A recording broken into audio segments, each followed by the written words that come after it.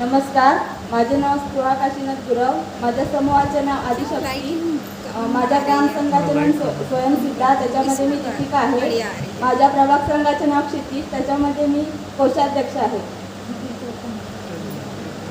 नमस्कार, माझं नाव आदिती अमोल बाईत, मुक्काम पोस्ट परडी, तालुका राजापूर, जिल्हा रत्नागिरी. मी अष्टविनायक स्वयंसहायता समूहाचे सदस्य आहे. गायत्री ग्रामसंघाची लिपिका आहे आणि जननी प्रभाग संघाचे सदस्य आहे. आज आमचा गट क्रमांक आहे 4. आम्हाला विषय दिला आहे प्रभाग संघ रचना, म्हणजे प्रभाग संघ कसा तयार करावा किंवा त्याचा उद्देश काय आहे, तर त्याबद्दल आपण तुम्हाला सांगणार आहोत. प्रभाग संघ हा 1 ते 5 ग्रामसंघ मिळून प्रभाग संघाची स्थापना करण्यात येते. म्हणजे जवळजवळ आपल्या राजापूर तालुक्यामध्ये 6 प्रभाग संघाची स्थापना करण्यात आलेली आहे. आणि त्याच्यानंतर प्रभाग संघ स्थापन झाला. पहिल्यांदा महिलांना काही माहीत नव्हतं ग्रामसंघ म्हणजे काय, समूह म्हणजे काय किंवा प्रभाग संघ म्हणजे काय. एखादा प्रभाग संघ स्थापन केला आहे तर त्याचं प्रशिक्षण मिळणं तर महिलांना गरजेचं होतं. आता आपल्याला 4-5 वर्ष झाले, जुने झालेत आपण, त्यामुळे आपल्याला प्रभाग संघ आणि ग्रामसंघ हे सगळ्या गोष्टी माहीत आहेत. पण एखादी गोष्ट करायची म्हटलं, उभारायची म्हटलं तर त्याचा पाया भक्कम होण्यासाठी ते प्रशिक्षण महत्त्वाचंच असतं. त्यामुळे मग प्रभाग संघाचं प्रशिक्षण आधी घेण्यात आलं. त्याच्यानंतर प्रभाग संघाचं नाव, प्रभाग संघ स्थापन केला आहे तर त्याचं नावही त्याला दिलं पाहिजे. त्यामुळे आपण प्रभाग संघाचं नाव ठरवण्यात आलं. त्याच्यानंतर प्रभाग संघ स्थापन केला आहे, नाव तयार झालं, तर तो सांभाळायचा कसा, तर त्याच्यापैकी महिलांपैकी ज्या हुशार आहेत किंवा ज्यांचं शिक्षण आहे त्याच महिलांना पदाधिकारी म्हणून अध्यक्ष, सचिव, कोषाध्यक्ष यांची निवड करण्यात आली.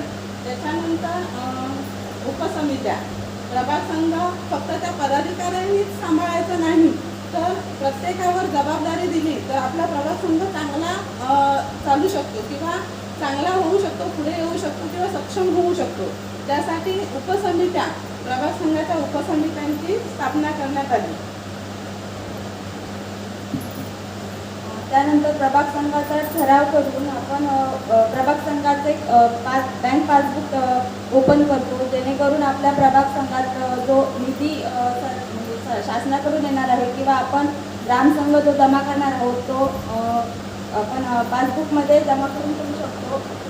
प्रत्येक ग्रामसंघातून आपण सभासद फी आणि भाग भांडवल असे 1100 रुपये प्रत्येक ग्रामसंघातून प्रभाग संघात आपण घेतो, जेणेकरून ग्रामसंघ प्रभाग संघात आपले सदस्य म्हणून जॉईन होते. त्यानंतर उपसमित्या ज्या प्रभाग संघामध्ये स्थापन झाल्या आहेत त्यांना प्रशिक्षण दिलं जातं. त्यामध्ये त्यांच्या उपसमित्यांचे जे कार्य आहे की ते करतात. प्रभाग संघामुळे जास्तीत जास्त अर्थपुरवठा ग्रामसंघांना मिळतो. ग्रामसंघांचा सर्व कामकाजावर नियंत्रण ठेवण्याचे काम हे प्रभाग संघ करत असते. ज्यामध्ये आपण गटामध्ये जे कामकाज चालतं त्या ग्रामसंघामधून आणखी गटावर सगळं नियंत्रण एक प्रभाग संघ करतं. ग्रामसंघाच्या गरजेनुसार किंवा मागणीनुसार विविध निधी मागणी प्रस्ताव व अर्थसहाय्य उपलब्ध करून देण्याचं काम हे प्रभाग संघ करत असतो. म्हणजे येणारा निधी हा डायरेक्ट समूहांना किंवा ग्रामसंघांना वर्ग न करता तो प्रभाग संघात येतो. प्रभाग संघ आपल्या ग्रामसंघांना वर्ग करत असतो किंवा ग्रामसंघ समूहांना असं स्टेप बाय स्टेप आपण निधी वितरण करून त्यांच्या उपजीविकेसाठी, म्हणजे CIF निधी असेल तर त्यांची उपजीविका वाढवण्यासाठी आपण तो निधी दिला जातो.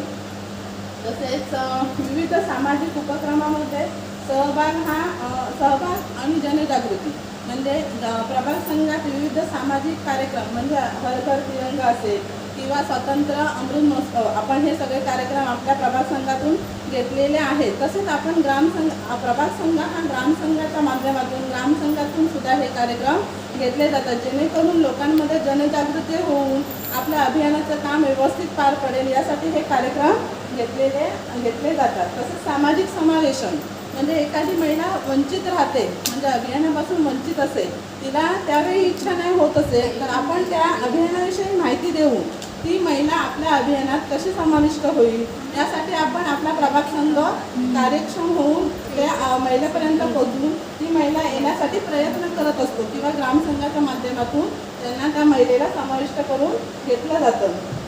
प्रभाग संघ हा एक शिखर संस्था आहे.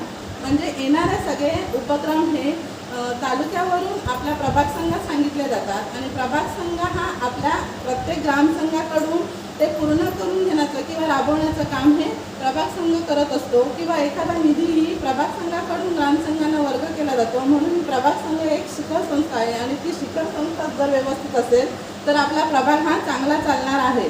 धन्यवाद. स्वागत.